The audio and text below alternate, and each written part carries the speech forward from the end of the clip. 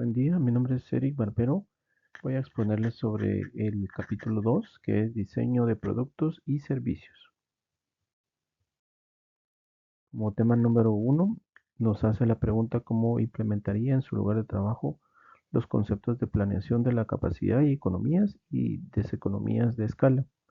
La implementación efectiva implica alinear la capacidad productiva con la demanda futura, aumentando el volumen para reducir costos unitarios, es decir, economías de escala, y evitando ineficiencias organizacionales al crecer demasiado, deseconomías.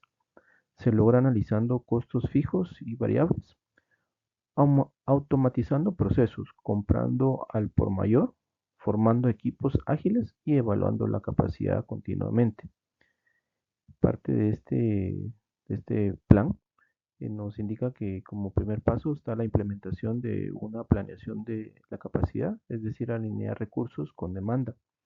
Acá podemos mencionar a grandes rasgos la evaluación de la capacidad actual, es decir, medir el máximo volumen de producción o servicio que el personal y la maquinaria pueden manejar actualmente.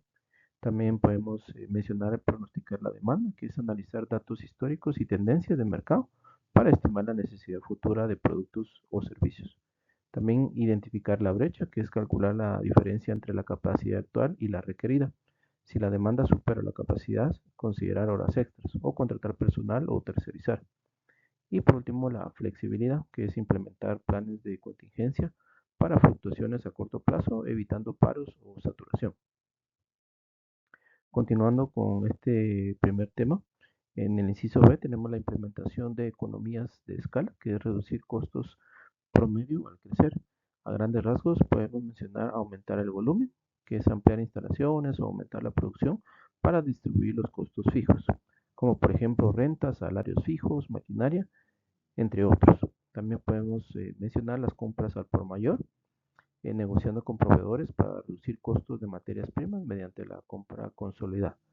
Y la especialización y automatización, que es invertir en mejor tecnología o capacitar al personal para que las tareas sean más eficientes, reduciendo tiempo y costos por producto. Y en el inciso C tenemos evitar las deseconomías de escala, que es prevenir aumento del costo al ser muy grandes. Acá a grandes rasgos tenemos la estructura ágil, que es evitar una burocracia excesiva al crecer, manteniendo una comunicación clara entre los niveles de gestión. También tenemos el control de calidad, que es evitar la contratación excesiva o el uso excesivo de maquinaria, lo que provoca averías, baja de calidad y aumento de costos. Y por último, la revisión continua, que es evaluar periódicamente si el tamaño actual sigue siendo el óptimo y no incurre en altos costos de coordinación. En resumen, la clave es crecer de manera planificada y eficiente, monitoreando constantemente los costos para asegurar que el aumento de escala reduzca los costos promedio en lugar de elevarlos. Como segundo tema tenemos la pregunta, según los ejemplos del uso de árboles de decisión, ¿cuál adoptaría para la toma de decisiones en su empresa?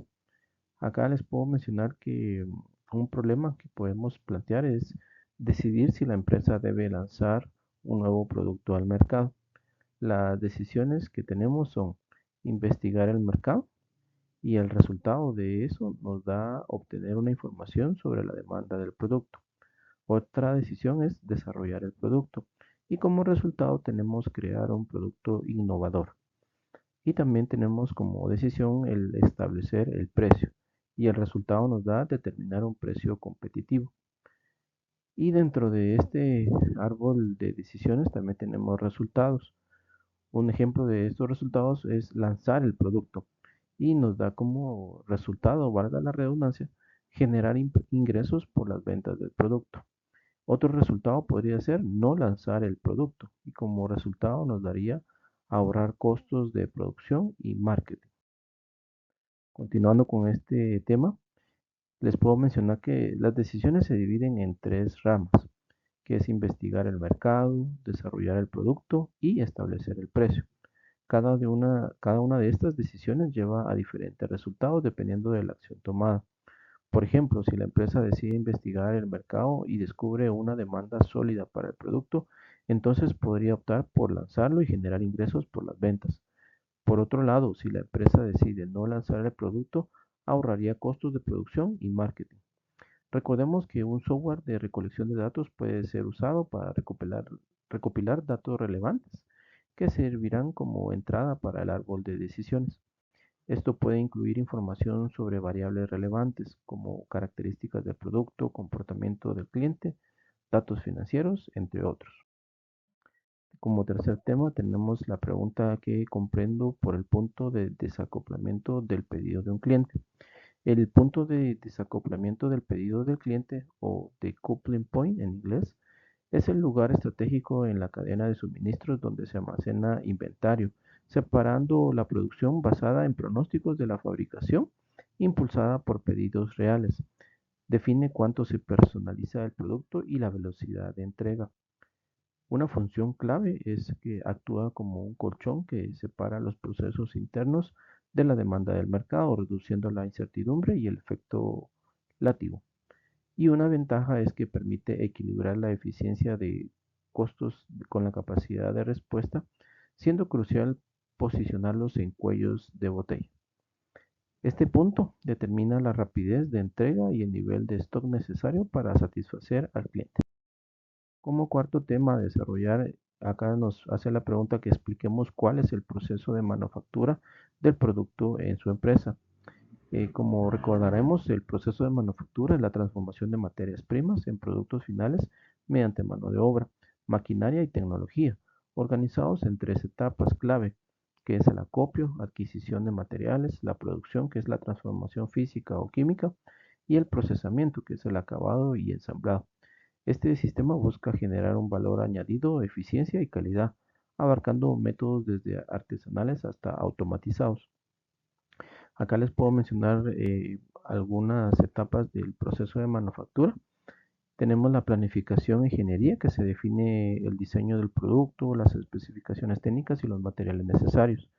El acopio o la etapa analítica es donde se adquieren las materias primas y se gestiona el transporte y el almacenamiento. En la etapa de producción o etapa de síntesis es la transformación real, donde la materia prima pasa por procesos secundarios como mecanizado, fundición o moldeo para modificar sus propiedades. Otra de las etapas es el acondicionamiento o etapa de tercera fase. Se realizan los últimos toques como el ensamblado, pintura, empacado y control de calidad para asegurar que el producto esté listo para su venta. Como quinto tema, nos hace la pregunta qué plan sugiere para diseñar el cambio del proceso en la manufactura de la empresa. Para diseñar un cambio en la manufactura se sugiere un plan basado en la mejora continua, PDCA por sus siglas en inglés, y el mapeo de procesos, integrando la gestión del cambio humano. Los pasos claves incluyen diagnosticar el estado actual, un mapa de valor, y diseñar el nuevo proceso. También capacitar al personal, implementar gradualmente y medir resultados. Este plan estructurado para la reingeniería de un proceso manufacturero, como primer paso tenemos el diagnóstico y el mapeo, que es el estado actual, en el cual vamos a analizar el proceso existente para identificar cuellos de botella y desperdicios usando un mapa de procesos o diagrama de flujo. Como segundo paso de nuestro plan es el diseño del nuevo proceso, que es el estado futuro, donde vamos a definir el flujo optimizado asignando recursos, tiempos y estrategias de producción, usando metodologías como Lean o Six Sigma para minimizar defectos. Continuando con nuestro tema número 5 y la tercera parte del plan es la gestión del cambio organizacional. Acá podemos mencionar a grandes rasgos comunicar con transparencia, que es explicar el porqué del cambio y cómo mejorará el entorno del trabajo. La capacitación, que debe ser formar al personal en las nuevas tecnologías o procesos a hacer. Y la gestión de resistencias, que es identificar y abordar la resistencia de los interesados.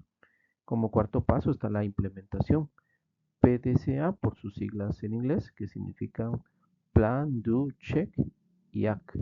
Vamos a verlos a continuación, qué significa cada una de esas siglas. La primera sigla significa planificar, que es definir el cambio. La, la sigla D, que es hacer, donde vamos a implementar el cambio a pequeña escala. La sigla C, que significa verificar, o chequear, que es para monitorear con datos en tiempo real, como sensores o máquinas. Y por último tenemos la sigla A, que significa actuar, donde vamos a estandarizar el proceso si el resultado es exitoso. Como quinto paso en nuestro plan está la evaluación, que es medir la eficiencia y los costos para asegurar que se satisfaga la demanda. A continuación tenemos nuestro mapa mental. El tema del capítulo 2 o de la tarea 2 es el diseño de productos y servicios.